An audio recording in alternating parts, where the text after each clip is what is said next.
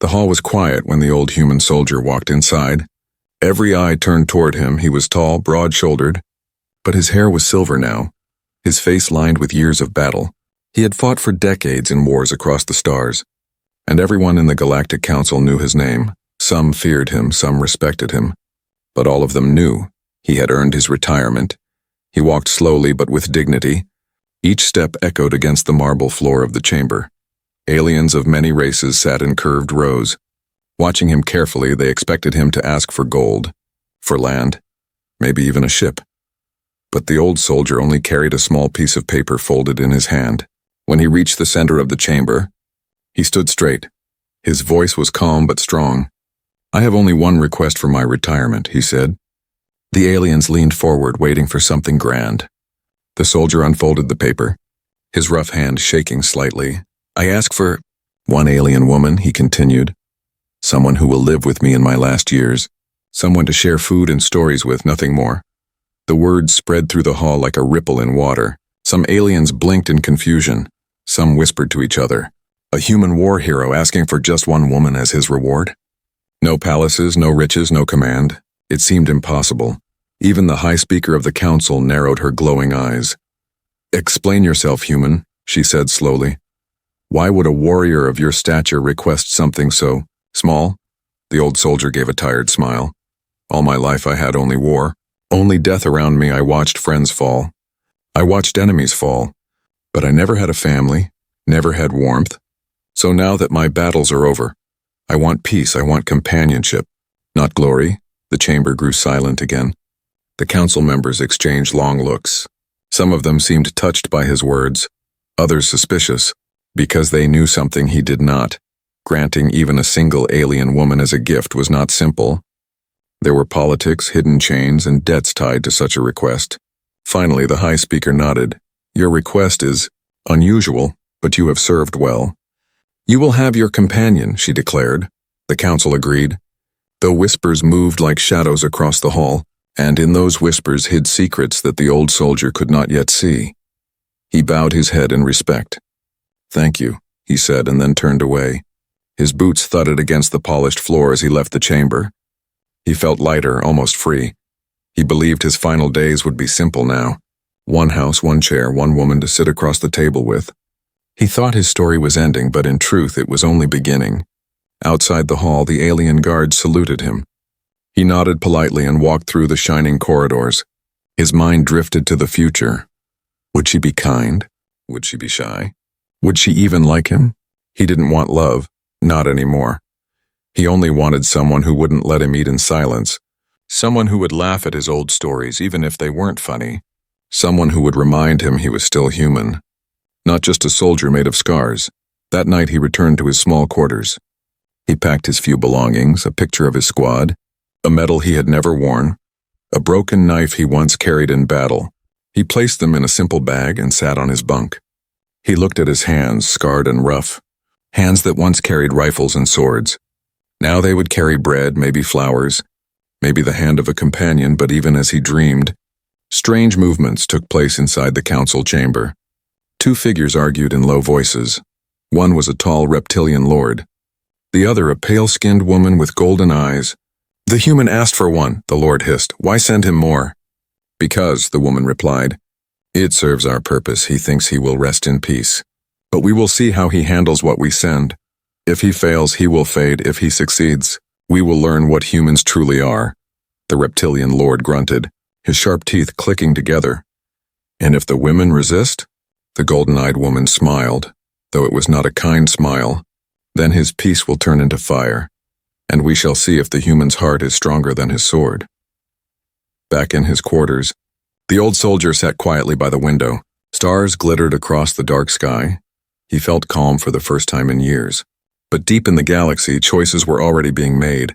Choices that would twist his final request into something far greater.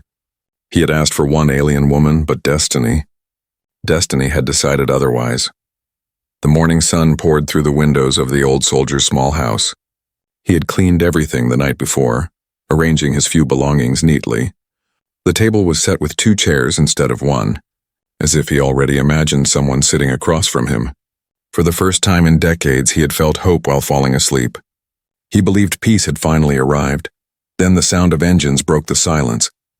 A silver transport ship landed outside his home, its engines shaking the ground. The soldier stood by the door, heart steady. This was the moment. His gift had arrived.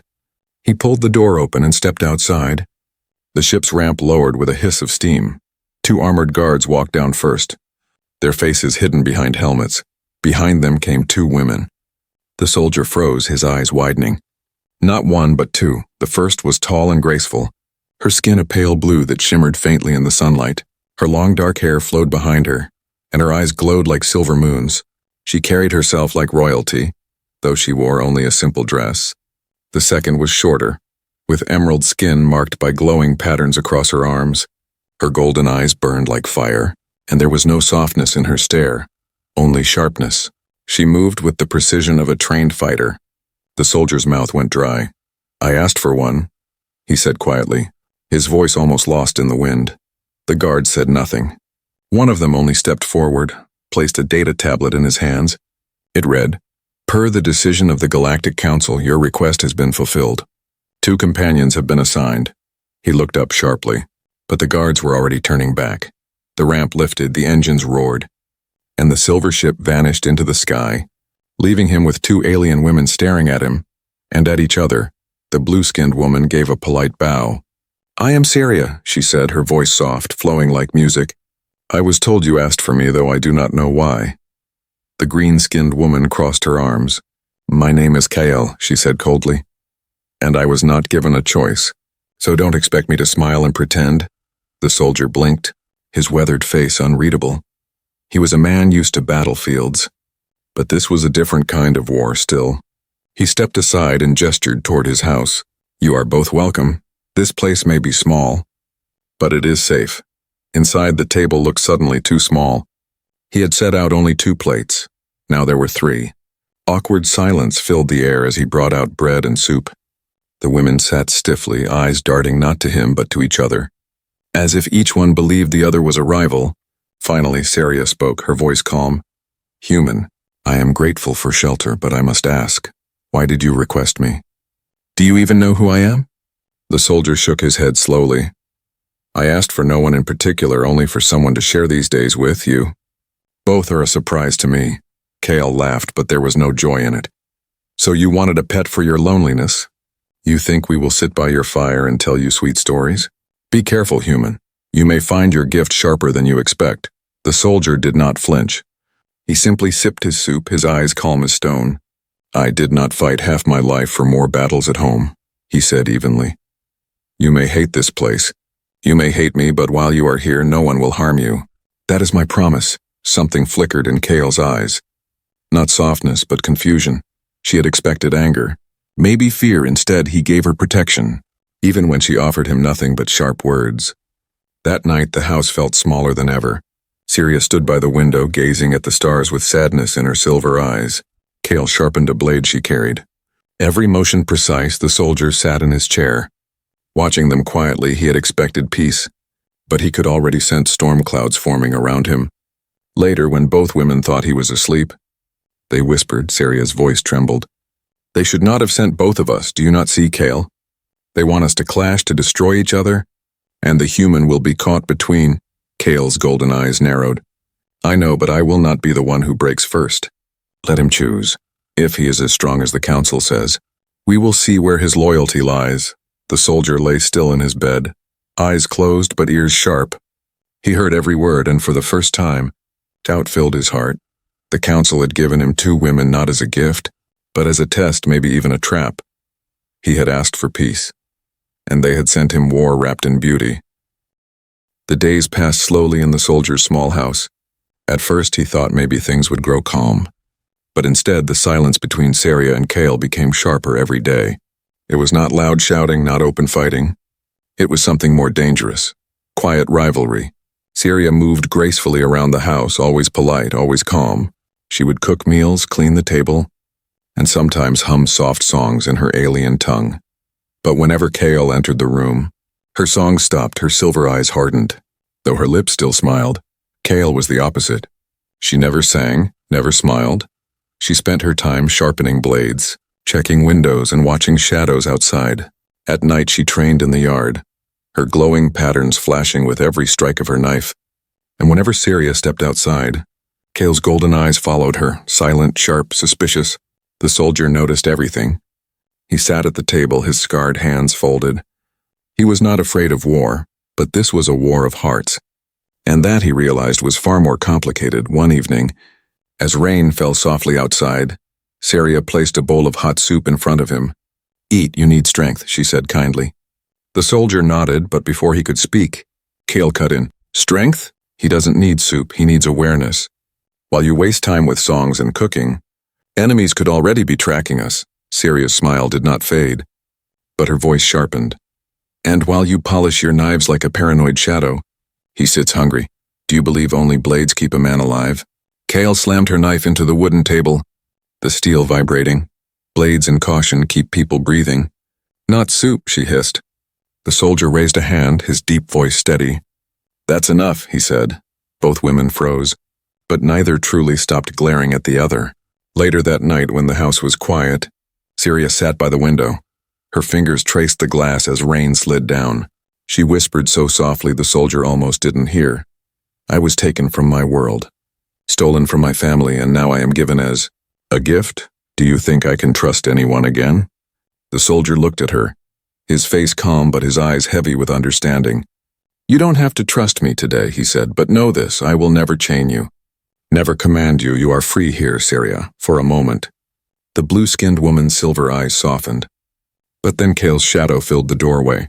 She had heard everything. Her golden eyes flashed with anger, not at Syria, not even at the soldier, but at the memory of her own past. She turned away without a word, her footsteps hard against the floor. The soldier sighed. It was like holding two storms inside one roof. One storm quiet and cold, the other storm loud and sharp, and yet he felt that both storms carried wounds deeper than he could see. The next day, Kyle returned from the nearby woods with a bundle of firewood. Her clothes were wet, her blade stained with the blood of a wild beast. She dropped the wood heavily onto the floor. "I keep this place safe while she sings," Kale muttered. Syria turned her head slightly, her calm voice cutting back. "And I keep this place warm while you sulk if you want him to live in shadows. Then perhaps you should live alone in the forest." The soldier stepped between them before the tension could spark into flames. He looked at them both, his voice low but firm. "You think the council sent you here by accident?" he asked. "They sent you both because they knew your pasts, your scars. They wanted me to fail, they wanted you to tear each other apart. But I will not let them succeed." The room fell silent. Syria lowered her eyes. Kale tightened her fists. Neither spoke. But something shifted in the air for the first time. They realized the human was not just a tired old man. He was still a soldier, and he had no intention of letting this silent rivalry destroy him. But outside, hidden in the trees beyond the soldier's home, glowing eyes watched the house. Figures whispered in a language older than the stars. "The human has them both," one voice hissed. "He will not keep them for long," another replied. And so, while inside the house, two storms clashed in silence. Outside, a greater storm was already on its way. The soldier woke before dawn. The house was quiet, but the air felt heavy. He walked outside into the cold morning and found Kale already awake. She was training in the yard, her glowing patterns moving with every strike of her blade. Her breath came out in sharp clouds, and her golden eyes burned with focus. "Do you ever rest?" the soldier asked, his voice low. Kale froze for a moment, then wiped her blade clean. "Rest is for those who are safe," she answered flatly. "I have never been safe." He watched her closely. There was steel in her words, but also pain. "What did they take from you?" he asked. Kyle's eyes flickered. For a second, the mask of anger slipped, and he saw something raw beneath, but she turned away, refusing to speak. Later that morning, Syria sat at the table with a small, worn pendant in her hands. The soldier noticed her silver eyes shining with sorrow. "What is that?" he asked gently. Syria held it tightly, as if afraid it might vanish. "A piece of my home," she whispered. "My mother gave it to me before the raiders came. I never saw her again after that day." Her voice cracked. "I was taken, sold and passed from hand to hand like an object, until the council saved me, only to give me away again." Her words hung heavy in the air. The soldier said nothing, only sat beside her in silence. Sometimes silence was more powerful than words. Kale entered then, her face hard as always. But she stopped when she saw Saria clutching the pendant. For once she did not mock her. Instead, her golden eyes softened for just a heartbeat. Then the mask of coldness returned, and she walked past without a word that night. The soldier finally confronted them both.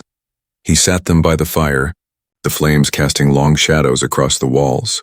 "You carry wounds deeper than I can see," he said, his voice firm, "but if you keep hiding them, they will destroy you and me along with you. Tell me the truth, both of you. Why did the council send you?" Saria lowered her gaze, her silver eyes shimmering with tears. "I was born to a family of healers. We served quietly, never involved in war. But when raiders attacked, the council did nothing. I was taken as a slave. And when they finally freed me, they did not give me back my life. They gave me to you instead." Kale leaned back against the wall, her jaw tight. "My story is not soft like hers," she said coldly. "I was a soldier too. Not unlike you, human, I fought for my people. But when I spoke against the council's corruption, they branded me a traitor. They locked me away, waiting for me to rot until one day they pulled me out and sent me here." The soldier's eyes narrowed. "So both of you were not chosen for kindness. You were chosen because you are inconvenient. Because the council wanted to bury you under my roof," Saria whispered. "They think we will destroy each other, that you will not survive the chaos." Kale's lips curved into a bitter smile. "Or maybe they think you will choose one of us, and in the choosing the other will break. Either way, they win." The soldier's chest felt heavy. He realized the council had given him no gift at all. They had handed him a hidden war, 2 broken lives forced together with his own. Not out of mercy, but out of cruelty. The fire crackled, throwing sparks into the night for the first time. Saria and Kyle's eyes met without hatred. Both carried different scars. But the pain was the same. The soldier spoke slowly, each word sharp as a blade. "Then let them think what they want. If they sent you here to break, we will do the one thing they never expected. We will survive together." For a moment, silence held the room. The flames flickered across Saria's soft features and Kale's hard eyes. Neither spoke, but the rivalry between them shifted. Not gone, not forgiven, but changed, yet even as they sat in fragile quiet, danger crept closer. Beyond the forest, shadows moved in the dark. Hunters sent by those who wanted Saria silenced and Kale erased. They had found the house, and they would not wait much longer. The night was quiet, but the old soldier felt something wrong in the air. Years of battle had sharpened his senses, and his instincts whispered danger. He stood by the window, staring into the forest. The trees swayed in the wind, but between their shadows, he saw movement, shapes too steady to be natural. He turned and spoke calmly. "Wake up, both of you." Saria stirred from her corner. Clutching her pendant, Kyle already had her knife in hand, her golden eyes glowing in the firelight. "What is it?" Saria asked, her voice trembling. "Visitors," the soldier said simply before she could reply. The sound of footsteps came from outside, slow, deliberate, surrounding the house. Kale moved to the door, but the soldier held out a hand. "Not yet," he whispered. The silence was broken by a deep voice outside. "Human, give them to us. You were never meant to keep them. Open the door, and we will let you live." Saria's face went pale. "They've found me," she whispered. Her silver eyes shimmered with fear. Kale bared her teeth in anger, gripping her blade tighter. "They've come for me too," she hissed. The soldier stepped between them and the door, his voice firm. "They will take no one. Not while I still breathe." The attackers struck suddenly. The door crashed inward, splinters flying across the room. Dark figures poured in, mercenaries armored, their weapons glowing with alien energy. Kyle lunged forward like a storm, her blade flashing. The first mercenary fell with a scream, blood spraying across the floor. Saria pressed herself against the wall, her hands shaking. The soldier grabbed the old knife he had carried for years. It was small compared to the enemy's weapons, but in his hands it was deadly. The house filled with chaos. Clashing blades, shouts, the crack of energy rifles. Kale fought like a wild beast, fast and merciless. The soldier moved with calm precision, each strike measured, each step steady. Saria cried out when one mercenary turned toward her. The soldier crossed the room in an instant. His knife cut the attacker down before the blow could land. "Stay behind me," he ordered. Saria nodded, fear mixing with trust in her eyes. The mercenaries fell one by one, but more poured in from the forest. "They're testing us," Kale growled, blood dripping from her blade. "They want to see how long we last." The soldier's eyes hardened. "Then we give them more than they expect." They fought side by side. Kyle's fury, the soldier's discipline, and Saria, trembling but not useless. She knelt by the wounded soldier's arm when he was cut. Her hands glowed faintly as she pressed against his wound. Healing energy flowed from her touch, closing the bleeding flesh. The soldier looked at her in surprise. "You're a healer," he said. Saria's eyes filled with shame. "I told you. I was taken from a family of healers. This is all I know." The soldier grinned despite the chaos. "Then do what you know, and leave the fighting to us." The battle raged through the night. The floor was slick with blood, the wall scarred with burns. Finally, as dawn began to break, the last mercenary fled into the trees. The soldier leaned against the wall, breathing hard. Kale stood with blood covering her arms. Her chest heaving, Saria collapsed to her knees. Exhausted from healing, the house was ruined, the table broken, the windows shattered. But they were alive, and that was victory. The soldier wiped blood from his knife and looked at the two women. "They won't stop," he said grimly. "They'll come again, stronger. Whoever sent them doesn't want you hidden. They want you erased." Kale's golden eyes burned with fury.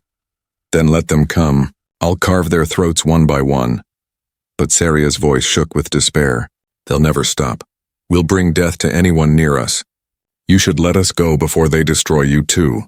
The soldier stepped forward, his scarred face hard as stone.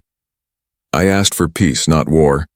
But if the council sent you here, then this is my war now. And I don't abandon my own. Not on the battlefield and not here." For the first time, both women looked at him not as a stranger, but as something else, a protector, maybe even the only anchor they had left.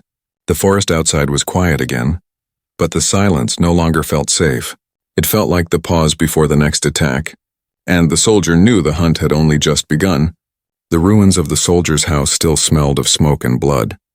Windows shattered, walls cracked, and the floor scarred with burns. The battle was over, but peace had not returned. The old soldier stood in silence, staring at the broken door. He knew the mercenaries would return, and next time, they would not test him. They would try to finish him. Kyle leaned against the wall, her golden eyes sharp. "They'll be back soon," she said, her voice steady but tired. "We cannot stay here." Saria sat on the floor, clutching her pendant tightly, her silver eyes heavy with sorrow. "If we run, they will follow. If we hide, they will find us." "They won't stop until we're gone." The soldier's jaw tightened. "They're not after me, they're after you. But I will not hand you over," Kale scoffed. "Though not with cruelty. You speak as if you have a choice. But when the next wave comes, they'll force one on you, me or her. You cannot protect both." The word struck like a blade. The soldier looked at Saria, fragile, gentle, a healer whose hands trembled with every wound she touched. Then he looked at Kale, fierce, ruthless, sharp as fire. Both broken in different ways, both targets of the council's cruelty, and both staring at him as if his decision was already written. That night he couldn't sleep. The rain fell through the holes in the roof. Dripping against the floor, he sat in the corner, his scarred hands wrapped around his old knife. Memories of battlefields filled his mind. Men he couldn't save. Choices he had been forced to make. And now, after all these years, the same cruelty returned. Choose who lives, and who is left behind. At dawn, the forest shook with movement again. The enemy had come faster than he expected, dozens this time, armored and armed. The soldier stood tall, his body aching, but his spirit hard. He looked at the two women. "This is it," he said. "They will force my hand, but I will not play their game." The attack began like thunder. Mercenaries stormed the house, blades and rifles flashing. Kyle roared as she charged into them, her glowing patterns burning like fire in the rain. She moved faster than the soldier had ever seen. A storm of fury and steel, Saria stayed close, her hands glowing with healing light, patching wounds as quickly as she could, but the enemies were too many. They surrounded the soldier and the women. Pressing closer, a voice rose above the chaos, harsh and cold, human. "You cannot hold both. Choose one and the other will die. Choose now or we kill them both."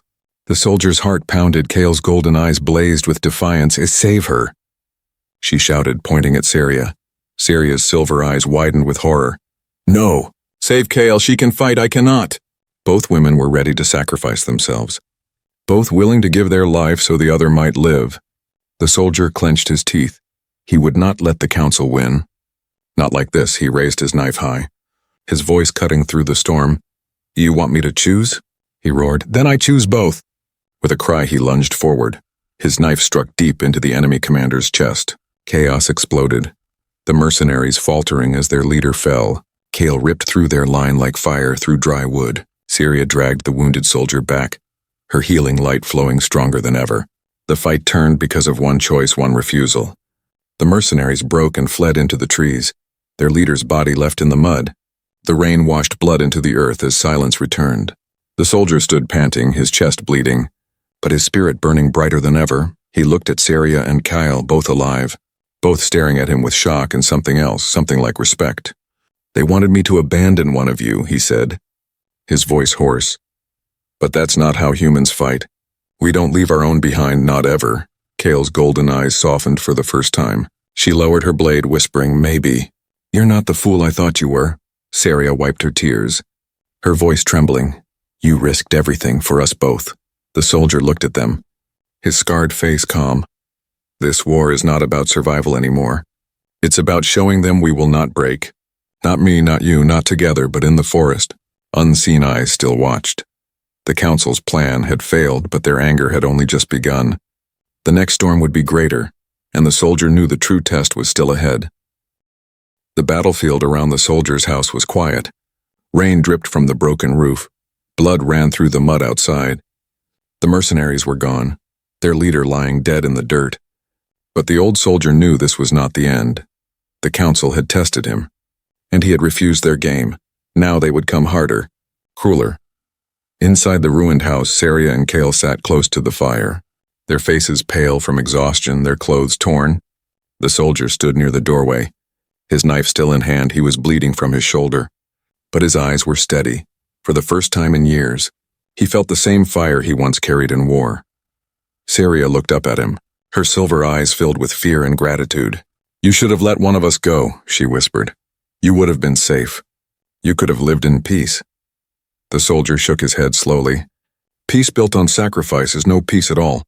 If I had let one of you fall, I would be haunted until my last breath. I will not live with that kind of shame. Kale leaned forward, her golden eyes softer than ever before. I thought you were weak, old. I thought you just wanted a pet to warm your empty home, she said bitterly. But you fought like a warrior.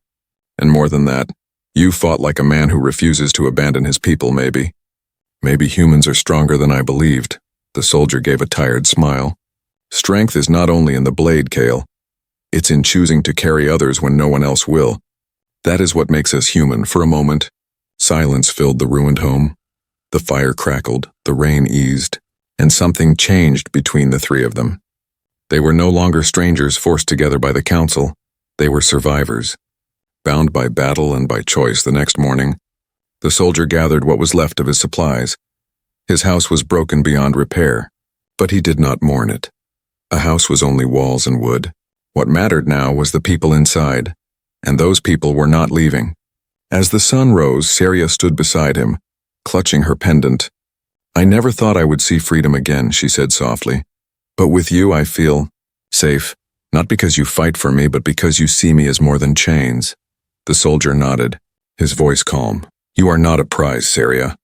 You are part of this family now. Kale crossed her arms, though her voice carried none of her old sharpness. And me? Am I family too, human? Even if I argue, even if I fight you at every turn? The soldier chuckled. Family fights, family bleeds, but family never walks away. Yes, Kale. You too. Kale's golden eyes flickered with something new. Not anger, not pride, but belonging. She gave a small nod, as if finally accepting a truth she had fought against all along.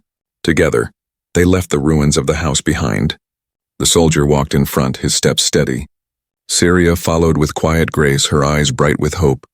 Kale walked close, blades ready, always watching the trees. Three figures moving as one far above. Hidden in the shadows of the stars, the council spoke in anger. The human defies us, one voice growled. He should have chosen. He should have broken. Another voice replied coldly. Then we will break him another way. But mark my words, he will not fall easily. Back on the ground. The soldier stopped at the edge of the forest and turned to the women. I asked for one companion to share my days, he said. They gave me two, thinking it would curse me, but instead, it saved me. I am not ending my life alone. I am beginning a new one with both of you. Saria's silver eyes shimmered with tears. Kale's golden eyes glowed with fire, and for the first time since they had arrived, they both smiled, different smiles but true ones. The old soldier, once ready to fade quietly into retirement, now found himself standing at the start of something greater. Not a gift, not a curse, but a new beginning. And as the three of them walked together under the rising sun, the galaxy itself seemed to whisper. The council had miscalculated, because when a human refuses to abandon, not even the stars can break him.